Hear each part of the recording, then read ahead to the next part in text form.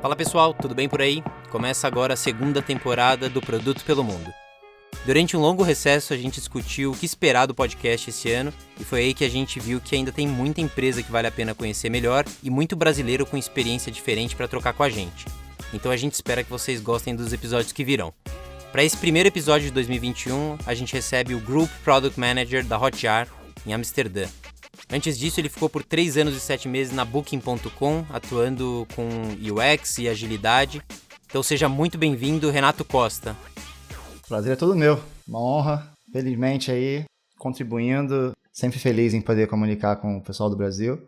Estou aí já muitos anos fora, então o que puder ajudar, a gente está ajudando. Legal, muito bom. Renato, conta pra gente a sua trajetória até você decidir se mudar pra Holanda, cara. Sou de Niterói, se perguntar eu falo que eu sou do Rio, né?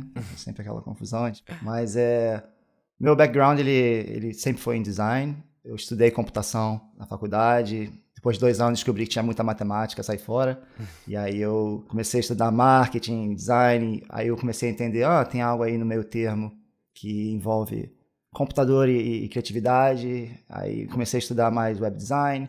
Passei por agência, passei por mídia, passei por produto. E aí eu comecei a me envolver muito com uma aceleradora de produtos digitais no Rio de Janeiro, que era 21212. Foi aí que eu comecei a me envolver mais com empreendedorismo. Passei por algumas startups, tive a minha própria empresa. Fiquei 2 anos tocando ela. Com o passar do tempo aí, sempre quis, né, me testar internacionalmente falando, sempre tive essa ambição. E calhou que o timing de estar empreendendo, estar passando por algumas dificuldades pessoais, profissionais também, e com um amigo meu que me indicou, né, para uma vaga na Booking, eu falei, por que não?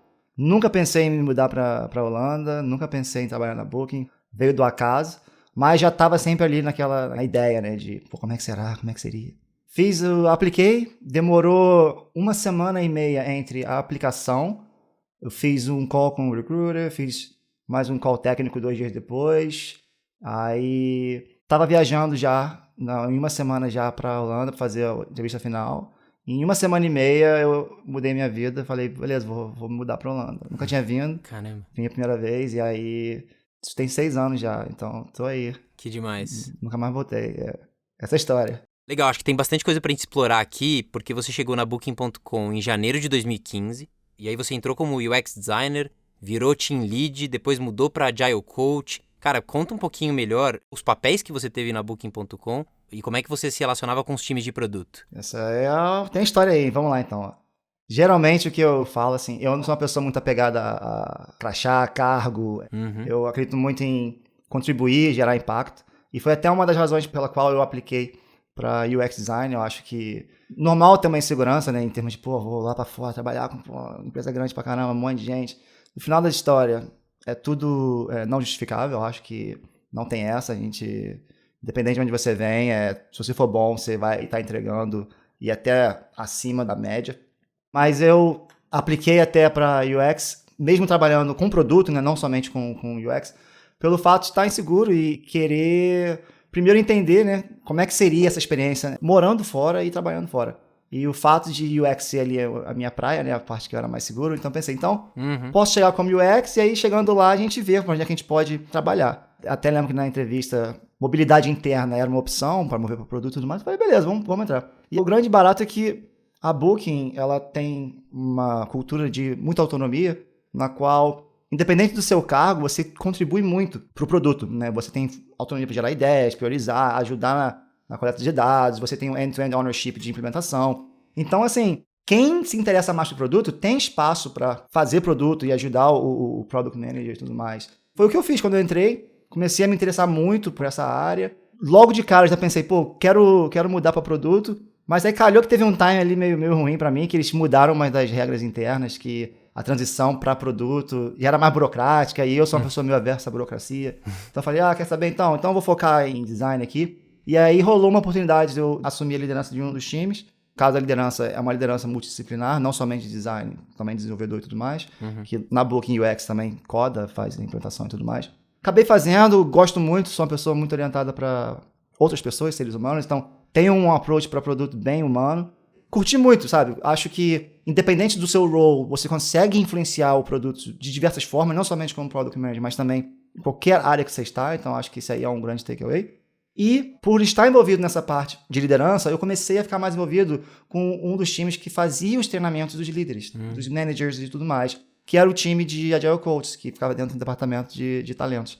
E por eu me interessar naturalmente por essa parte de psicologia e relações dinâmicas de time e tudo mais, eu comecei a ficar muito próximo deles, do ponto de que eles estavam meio understaffed e eles precisavam de gente para ajudar a rodar um dos workshops com os outros times. E eu comecei a me envolver tanto que eu comecei a dar esses workshops para outros times, a ponto que uma da diretora, uma vez brincando no happy hour, falou: Renato, por que você não entra no nosso time aqui?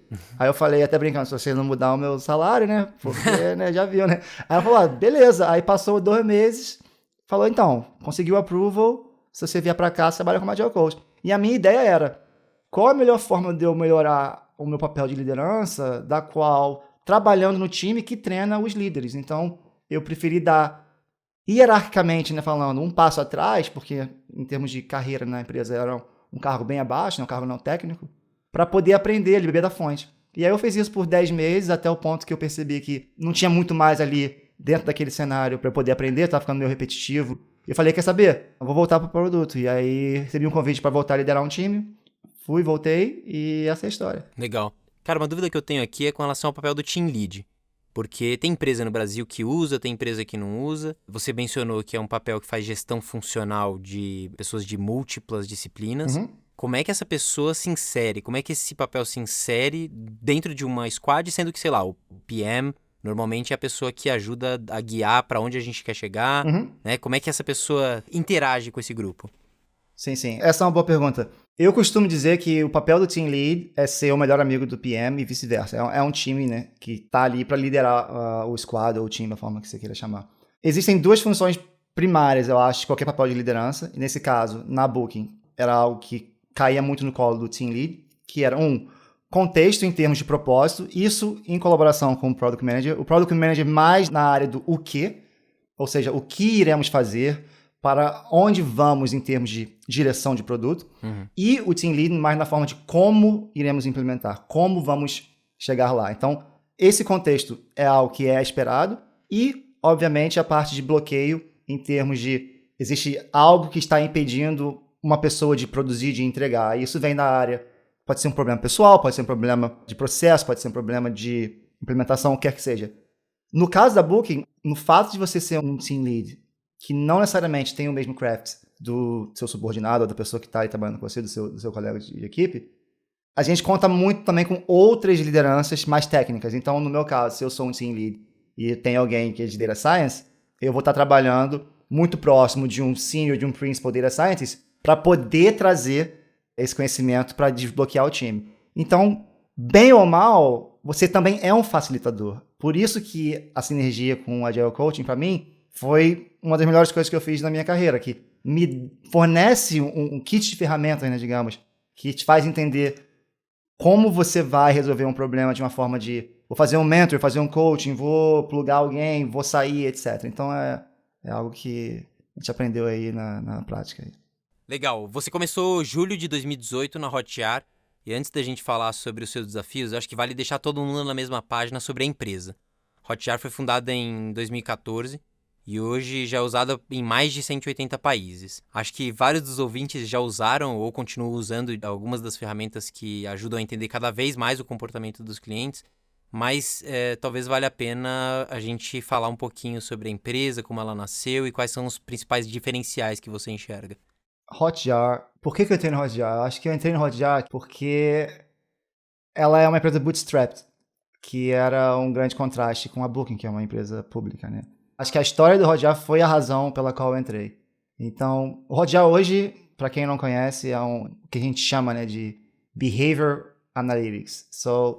É uma ferramenta que ajuda você a entender o comportamento dos seus usuários acima, né, é uma camada acima do que a gente chama de Traditional Analytics, que seria, você tem o seu GA, você olha para os seus dados quantitativos, como é que você adiciona uma camada que te faça entender o porquê que o seu usuário está se comportando da maneira que está se comportando. Então, a gente fornece algumas ferramentas que vão desde um heatmap, recording, surveys ou coletar feedback, para te dar um entendimento maior e criar colocar o ser humano no centro do produto, né? Que é muito fácil de você, quando você está desenvolvendo produto, só olhar para os dados e você esquece que tem alguém usando, né? Então, acho que é uma ótima ferramenta de empatia. E a empresa ela foi fundada em 2014, então ela vai fazer, eu acho que 7, 8 anos daqui a pouco. Ela foi fundada em Malta, é uma ilhazinha bem pequena. Muito bacana, por sinal. Eu recomendo as pessoas a irem lá visitar, ajudar a economia quando puder viajar. E foi fundada por 4 pessoas, bootstrapped, dinheiro do bolso. Eles fizeram um beta que foi muito bem sucedido. A empresa aí começou a decolar. Eu acho que ela foi uma das pioneiras quando trouxeram tudo num pacote que era acessível. Então, uma das primeiras visões da empresa aí, né, em termos de por que a gente existe, era vamos democratizar o Web Analytics. Então, com a premissa de ter um plano gratuito para sempre. A gente tem isso até hoje. Você pode fazer um sign-up hoje, free trial, e continuar usando para sempre, de graça. É algo que a gente não pensa em tirar. E a gente acha que, com o passar dos tempos, a gente atingiu essa visão. A gente tem, se você contar em nativos, mas estamos muito próximo de 1 milhão de sites ativos, ou mais de 1 milhão já de usuários, né? Com o Hotjar instalado. Acho que a gente conseguiu entregar na premissa de democratizar. Acho que hoje é padrão de qualquer produto aí trabalhar ou com Hotjar ou com qualquer outro competidor, Full Story, que quer que seja, Crazy Egg. Então, acho que assim, é algo que a gente ajudou a criar essa cultura e dar visibilidade. A gente criou um mercado, eu diria, né, como empresa. E a cultura da empresa eu acho que é o grande diferencial. É uma empresa que ela foi fundada 100% remoto. E uma das razões é porque é em Malta, então não tem talento suficiente em Malta para você atrair. Sim. Fora que eles estão competindo com empresas de e-game que pagavam muita grana e eles não tinham como contratar. Então a empresa foi designed para ser remoto desde o começo. Então a gente tem funcionários aí praticamente em todos os continentes trabalhando. Menos acho que na Ásia a gente não tem hoje, porque a gente foca mais na América e Europa. Questão de dia a dia de trabalho mesmo, de time zone, que a gente tem algumas regrinhas aí que a gente segue. Mas estamos aí, firme e forte, crescendo. A gente pode falar um pouco dos desafios que vem com o crescimento. E hoje a gente está com um pouco mais de, acho que 140 e poucos funcionários. Eu acho que a gente estava com uns 60, então está crescendo forte. Caramba, cresceu bastante. Boa. Eu sei que vocês usam o Hotjar dentro do próprio Hotjar, né? Como uma ferramenta para vocês melhorarem a experiência do que vocês provêm. Você tem algum case de empresas que conseguiram extrair o máximo de vocês para resolver problemas relevantes dos clientes? Tem diversos.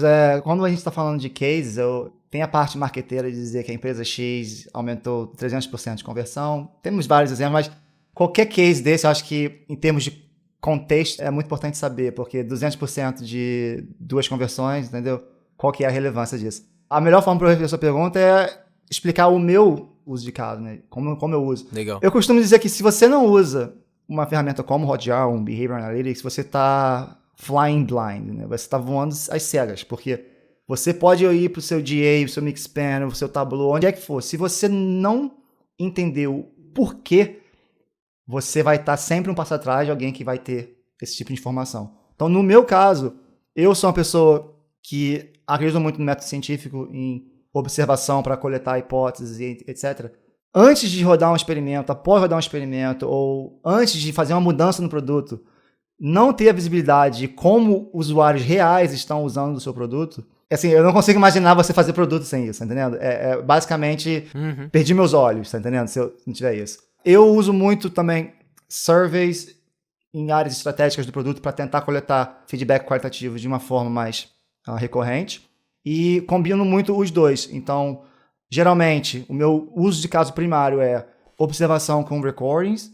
Então, olho muitas recordings das áreas de produto que eu tenho ownership. Se eu encontrar algum padrão de comportamento que eu não tenha contexto suficiente para entender, eu implemento um survey e em questão de minutos, horas, eu já estou coletando feedback real sobre o porquê daquele contexto.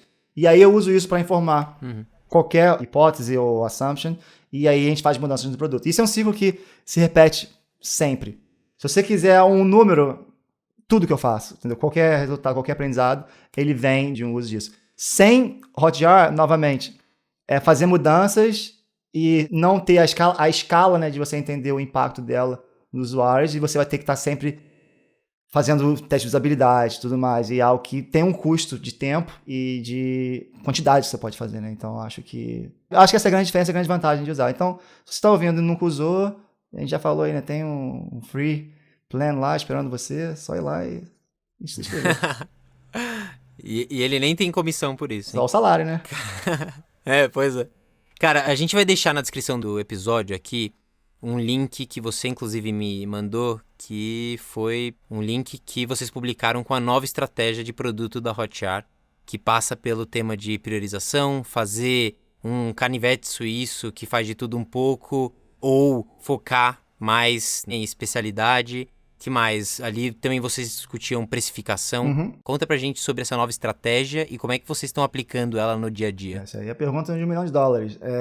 Como eu falei no começo, né, quando a empresa foi criada, ela tinha uma missão de levar, né, o Behavior Analytics para as massas, democratizar, né, a internet. Então toma aí, all in one, criou-se um package que tinha 8 ferramentas que juntas você tinha um preço muito acessível, muito baixo, ou grátis para sempre, né, como a gente tem até hoje. Isso funcionou muito bem por alguns anos, porque fomos os first movers, um monte de gente veio, copiou depois, etc. E com o passar do tempo, o produto começou a ficar um pouco obsoleto, porque o mercado amadureceu, times amadureceram na forma de trabalhar, o conceito de time de produto moderno, com squads, etc., qualquer buzzword que você queira jogar aí, passou a existir. E o produto ele foi criado para um segmento que eram mais marqueteiros, sabe? Uma questão mais de CRO, e ele não acompanhou essa tendência. Recentemente a gente fez todo um estudo e tudo mais, e a gente decidiu fazer algumas mudanças na nossa visão e também na estratégia. E foi o que lidou para esse post que eu compartilhei com você.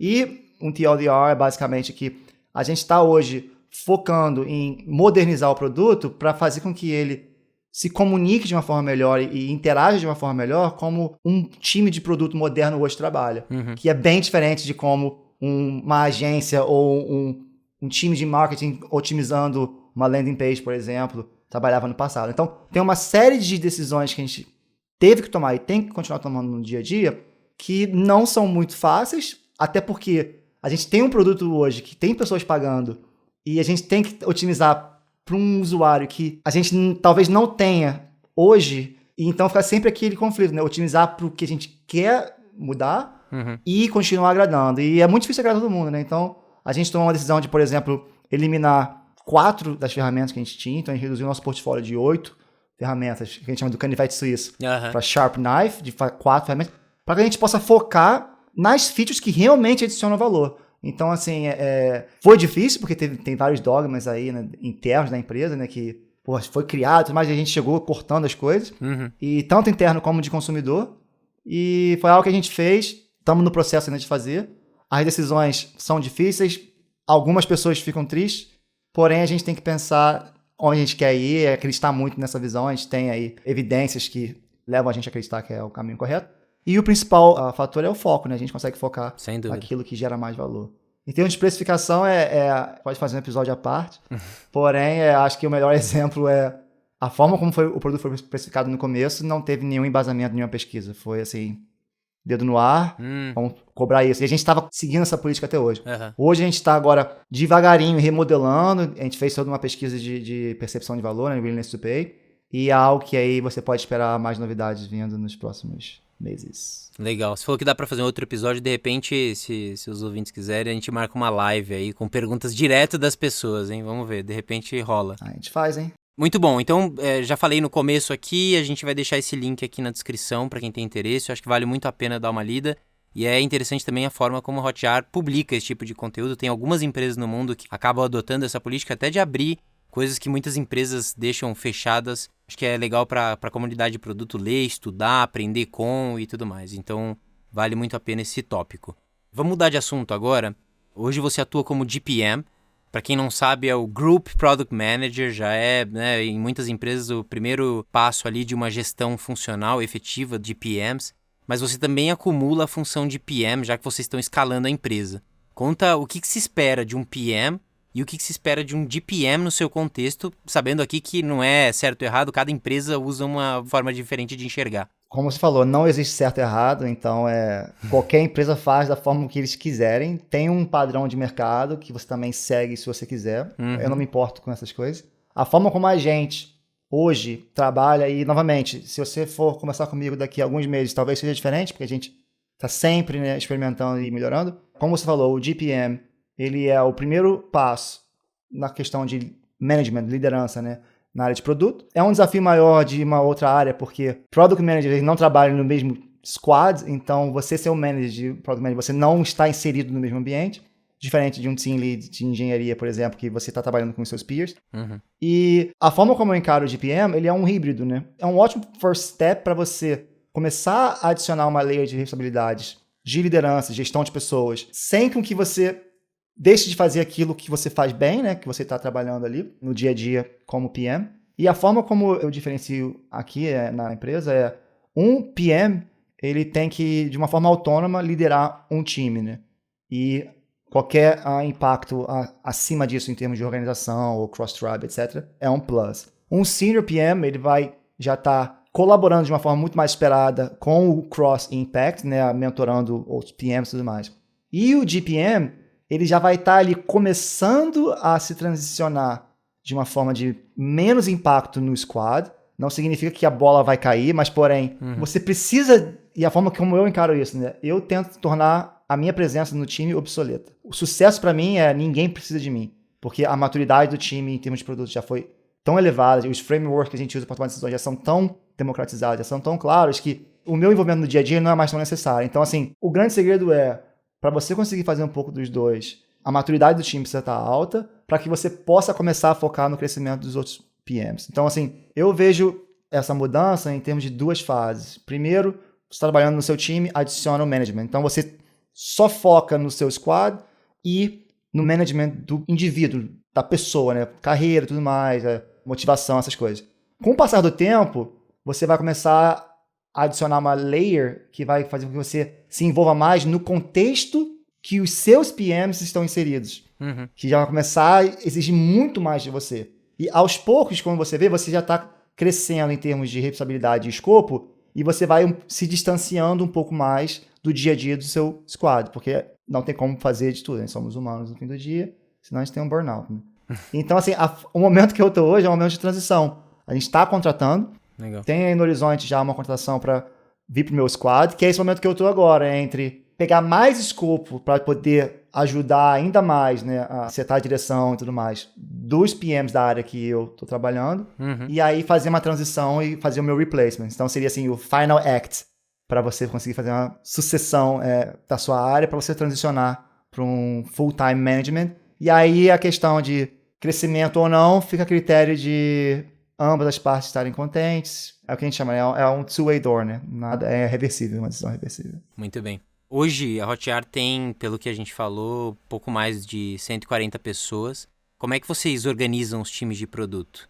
Antes da gente gravar, você até comentou que vocês têm vários desafios de contratar gente nova, de fazer onboarding, dos rituais, processos de colaboração. Como é que vocês estão organizados e como é que tem sido esse processo de crescimento para todos esses aspectos que eu mencionei? Novamente, não tem certo e errado. Se você me perguntar amanhã, vai ser diferente. E com certeza vai ser, porque a gente acabou de anunciar agora uma mudança no org design.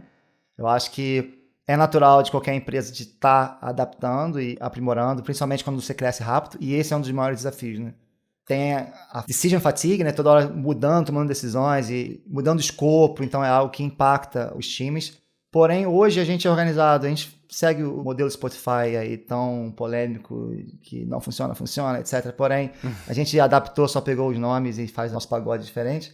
Porém, hoje somos organizados em 2 tribes, que cada tribe contém 4 squads. Então são 8 squads e a gente está crescendo agora aí para quase dobrar isso aí nos próximos anos, algo assim. Legal. A gente tem que começar a adaptar, né? Então, a fazer mudanças. E a gente trabalha com uma tribe focada em, a gente chama de Attract and Convert, então é focada topo de funil e monetização, e uma outra tribe focada em engajamento e retenção, que é o core do produto. Então a gente tem alguns squads focados em verticais, por exemplo, tendo ownership do Heatmap Tool, Recordings Tool, e alguns squads que são mais horizontais. Por exemplo, um deles se chama Workflow, que o escopo é como a gente insere Hotjar no workflow de um product team. Então uma integração, por exemplo, com Slack, com Miro e com GA. Legal. E no meu caso, eu trabalho no Attract and Convert com aquisição, ativação, pagamentos e precificação. Legal, muito bem. E os rituais que vocês fazem entre essas duas tribos, entre as squads, dentro do capítulo de produto, o que você consegue compartilhar? E eu acho que tem um ponto aqui, só um parênteses aqui nessa pergunta, porque Teve uma pessoa que comentou, putz, às vezes eu não consigo aplicar no meu dia a dia porque essas empresas são muito evoluídas. E eu acho que vale a pena você trazer, porque a gente tem dificuldade de comunicação no mundo inteiro. As empresas mais maduras têm um monte de problema de comunicação. Sim. O que você consegue compartilhar com relação a esse fluxo aqui de troca e tudo mais entre os times? Eu acho que é muito importante salientar isso. As pessoas olham de fora e acham que todo mundo tem everything figured out, their shit together, e não é verdade, sabe? Em qualquer lugar que você entrar, se você for amanhã pro Facebook, se você for amanhã pro Google, se for amanhã pro Hotjar, se for amanhã pro Miro, eles estão também tentando descobrir. É uma constante em termos de experimentação e mudança. É um desafio, é sempre um desafio. Então, assim, eu detesto framework for the sake of framework, sabe? Assim, vamos fazer isso aí, estamos fazendo. Porém, tem um valor de tentar usar um framework e adaptar para sua realidade e não ser dogmático em relação àquele framework. Então, assim, qual é a vantagem de usar um framework para tentar dar um kickoff, né, iniciar? Porque ele já responde à maioria dos problemas, já foi validado por outras empresas. E o problema de ser dogmático é que cada empresa é diferente, então você vai ter que adaptar. Então você tem que ter a malandragem de entender o que funciona e o que não funciona. O principal é semente aberta e experimentar. No nosso caso, a gente faz OKRs da nossa forma. Eu acho que se você tentar ser muito dogmático em relação a key results, somente outcome driven, você vai falhar, porque como a gente está sempre experimentando e tentando iniciativas novas, o nível de maturidade para você setar um outcome, às vezes, não existe, você não tem nem uma métrica, como é que você vai... Então, você tem que tentar entender como fazer. Então, a gente trabalha com OKRs anuais de company level, de quarter, né, todo trimestre, no tribe level, que é cascadeado para baixo, que cai nos squads. Então, basicamente, squads, eles trabalham os objetivos linkados a key results da tribe, e a tribe está linkada com os objetivos com key results da empresa. É bem linkadinho. Então, em termos de alinhamento, isso funciona muito bem para a gente, porque a gente tem 2 objetivos primários de produto em company level, que é durante 1 ano, dá bastante estabilidade para você experimentar, errar e aprender. E a gente, junto com a direção das tribes, a gente seta o que é a prioridade, e isso já cria um guardrail em termos de discussão nos squads para entender o que os outros squads da tribe estão fazendo e como você vai colaborar. A gente trabalha aí no planning de OKRs por praticamente 2 semanas, e a gente tem open offices, que a nossa VP, ela basicamente buca lá 2 horas, qualquer pessoa entra. Então, estimula bastante discussão de forma bem transparente, desafios, KR. E a gente também estimula muito one-to-one session. A gente faz um matchmaking randômico at PM para fazer challenges. E, mas por que isso, por que aquilo? E a gente fica aí 2 semanas batendo bastante.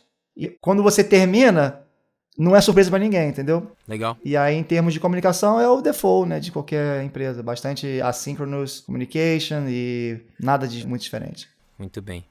Cara, outro tema que vale a pena a gente explorar e comparar entre Hotjar e Booking é o de experimentação. Em alguns episódios anteriores a gente chegou a falar sobre experimentação na Booking, e eu acho que vale muito você comparar com o cenário que você tem hoje em uma escala menor, né, sendo um SaaS, e a larga escala do Booking sendo um e-commerce. Quais são as principais diferenças e o que você acredita de experimentação? Esse é um tema que eu sei que você tem interesse, foi um ponto que a gente discutiu antes de gravar. Esse dá 2 episódios. Esse Vai estar na live, a gente divide a live. Essa aí dá pra fazer. O meu approach de experimentação é o seguinte: todo mundo faz experimentação, todo mundo experimenta. Não é opcional, você está experimentando. A pergunta que importa é o quão importante para você é mensurar o resultado, entendeu? Qualquer mudança no produto é um experimento. A questão é, você está monitorando ou não, beleza? Então, acho que é importante entender. Aí a pergunta que vem a seguir é o quanto você se importa em monitorar, em entender. E aí, o que vai informar a minha decisão com relação a isso e o meu approach de produto é o meu nível de confiança. Então, se eu for conectar com a pergunta antes de entender qual é a diferença, eu preciso entender por que eu experimento. E a minha forma de experimentar é para aumentar a minha confiança de que aquilo que eu estou fazendo realmente vai ter o outcome que eu espero e para provar a casualidade, né? Então, é uma questão que a gente pode falar muito sobre. Então, qual a diferença entre Booking e Hotjar? Quando a gente fala de experimentação, a grande diferença é, com a Booking eu tenho mais tráfego, eu tenho mais poder, então eu consigo aprender mais rápido.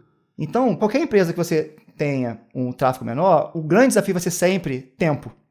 Você vai ter que ser muito mais crítico com o que você quer aprender e com o que você precisa verificar. Até porque o seu risco é menor.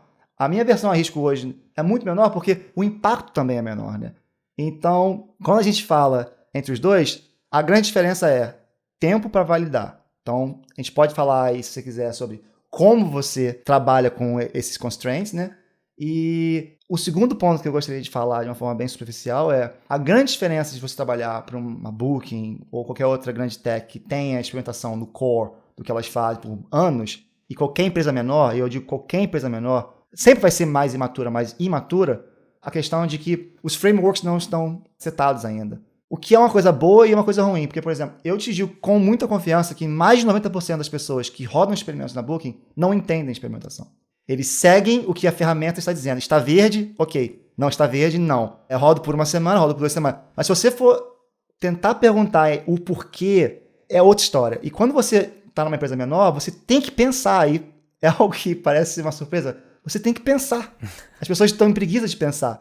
Qual é o meu power? Qual que é o meu mínimo detectable effect? Por quanto tempo eu vou rodar? Quais são os trade-offs? Então, assim, entender que experimentação é muito mais na área de humanas do que na área de exatas. Porque ela é 100% interpretação. Qual é a sua versão a risco? O quanto você precisa saber? Qual é o risco de não fazer? Então, a grande diferença entre uma empresa como a Booking e uma empresa menor como a TR é você não tem o luxo de poder experimentar com tudo, porque o seu tempo vai ter que ser muito maior de investimento, e os frameworks não estão em place. Então, você tem que perder tempo ou investir tempo da forma que você interpreta para criar esses frameworks, e tem que ter muito mais paciência. Em termos de grandes diferenciais, eu diria que são esses, investimento de tempo.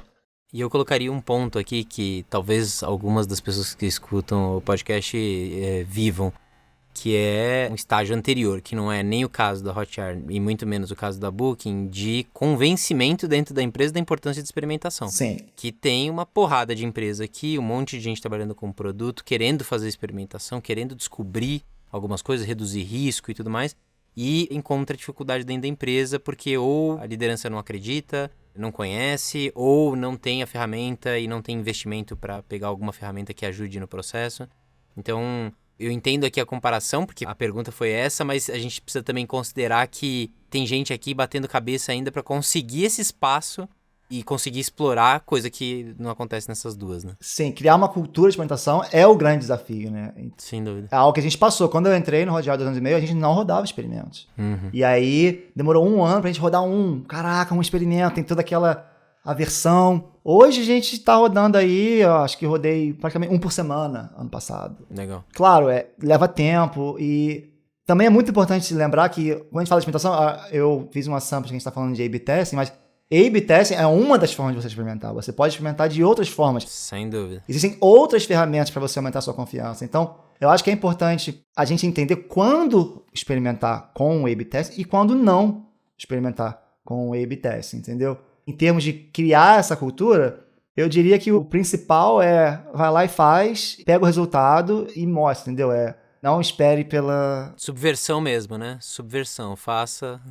Exatamente. Peça desculpa, né? Mas não peça... Como é que fala aí? Peça desculpa, não peça licença. Legal. Cara, eu não vi nenhuma vaga de PM aberta na Hotjar. Eu pesquisei esse final de semana antes da gente gravar. Mas seria legal você contar o que vocês avaliam quando vocês estão contratando uma pessoa de produto e como é que funciona o processo seletivo por aí. Muito bom. Com relação à vaga, a gente está contratando agora, está aberto, porém não está live no site, porque a gente está fazendo um experimento. A gente está fazendo um experimento de sourcing em alguns canais para aumentar um pouco a diversidade da empresa. Legal. Porém, se alguém tiver interesse, fale comigo e a gente conversa. A gente não discrimina ninguém. É só um experimento de canal. Porém, acredito eu que em algumas semanas vai estar aberto 100%. A gente só quer entender melhor a atração de alguns canais que a gente está fazendo. Legal. A gente está contratando para o time de Activation e a gente vai contratar, se não me engano, pelo menos aí mais uns 2, 3 esse ano. Então tem coisa vindo aí, se você tiver interesse, é só entrar em contato. Com relação ao que a gente procura, eu acho que o grande diferencial é o matchmaking com a cultura, os valores da empresa. Então tem muito material sobre a empresa online. Então acho que dar uma olhada em questão de se identificar com os nossos valores de empresa, acho que é muito importante ter um alinhamento. Discordar também é válido, porém o como que é o principal, né? Como a gente se comporta. Então isso é muito importante. A gente bate muito nessa tecla no nosso processo seletivo, ele é um pouquinho maior e diferente do que o genérico, é uma aplicação, é um form com resposta, depois a gente pede umas respostas em vídeo para tentar já conhecer um pouco da pessoa, até para entender a comunicação verbal em inglês. Depois a gente tem um round de entrevista mais técnico, e aí a gente tem uma task que a gente convida a pessoa para o nosso Slack channel, e ela trabalha com a gente como se fosse parte do time. Ela tem aí 2 semanas e é uma task paga, tá? Muita gente acha que é um valor bem bacana aí, legal, que é pago. E no final das contas fazer uma apresentação. E eu acho que é muito válido, porque a pessoa também tem a chance de entender como é que seria trabalhar com a gente, porque a entrevista ela funciona para os dois lados, né? A gente está entrevistando a pessoa e a pessoa está entrevistando a gente. E com relação a skills, eu acho que muito do que a gente falou sobre experimentação, não ter medo de tomar decisões, entender quanta informação você precisa para tomar uma decisão. Às vezes você precisa de mais, você precisa de menos. Então, assim, a risk assessment é muito importante. Todos os fundamentos de qualquer produteiro, né? Comunicação, stakeholder management é algo que a gente espera. Em termos de experiência, a gente é muito aberto a qualquer background. Legal. A gente está até agora criando um Associate PM, que é uma vaga aí para entry level. Então, a gente quer começar até a investir mais em devolver para a comunidade de produto, para aceitar pessoas em entry level mudando de emprego. Então, acho que a resposta é: a gente quer um ser humano acima de tudo. Muito bom. Legal. Como sempre, para fechar o nosso episódio, a gente pede para o nosso convidado trazer alguma recomendação de algum livro para os nossos ouvintes. Você tem alguma pra gente? Tenho 2, então, vamos de 2. Eu dei uma lida na lista ali e aí pensei, já falaram o que eu ia falar, mas eu acho que vale a pena a gente reiterar que eu sempre tenho esse approach para produto bem focado em pessoas, né? Acho que a gente está construindo produtos com pessoas, em colaboração e para pessoas, então é muito importante como product managers e qualquer pessoa de produto entender que a gente tem uma influência muito grande. Eu costumo dizer, lideramos por influência, né? Tem essa questão. E não poderia deixar de faltar o How to Win Friends and Influence People. Acho que em português é como ganhar amigos e... Como é que é em português? Nem sei em português. Fazer amigos e influenciar pessoas, né? Tá na lista já aí. E um outro que eu adicionaria que é meio focado pro youth, geração Z, mas eu acho que tem uma mensagem bacana e é divertidinho para ler também, que é o The Subtle Art of Not Giving a Fuck, que eu também não sei como é que é em português. O da capa laranja, a gente falou, né?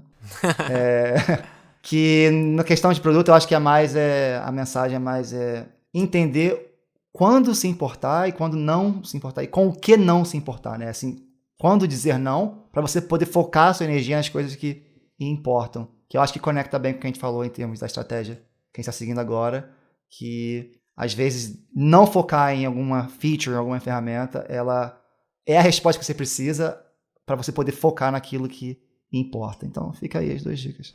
Muito bom. Renato, cara, obrigado pelo seu tempo. Muito legal te conhecer mais a fundo aí, a gente poder trocar essas ideias. E vou deixar no ar aí essa possibilidade de a gente fazer uma live aí, se os ouvintes tiverem interesse, a gente marca e a gente conversa mais sobre pontos que a gente acabou não conseguindo aprofundar aqui. Obrigado mesmo, cara. Prazer é todo meu. Novamente, é difícil aprofundar, seria um prazer poder ter a oportunidade. Entendendo aí o que a galera tiver de dúvida e tudo mais. Eu gosto de ter algo até mais interativo, porque a gente aprende mais do que a gente até entrega, né? Acho que muita gente acha que, tá aqui falando. Mas assim, vai ser um prazer poder continuar colaborando. Quem tiver qualquer dúvida pode entrar em contato. Às vezes eu demoro para responder, porque eu sou meio chato, mas geralmente eu respondo. Demorou. Obrigado, cara. A gente encerra por aqui esse episódio do Produto pelo Mundo. O podcast é uma produção da Mnemônica, com edição de Pedro Moleiro. Eu sou o Guilherme Seabre e a gente se encontra no próximo episódio. Até!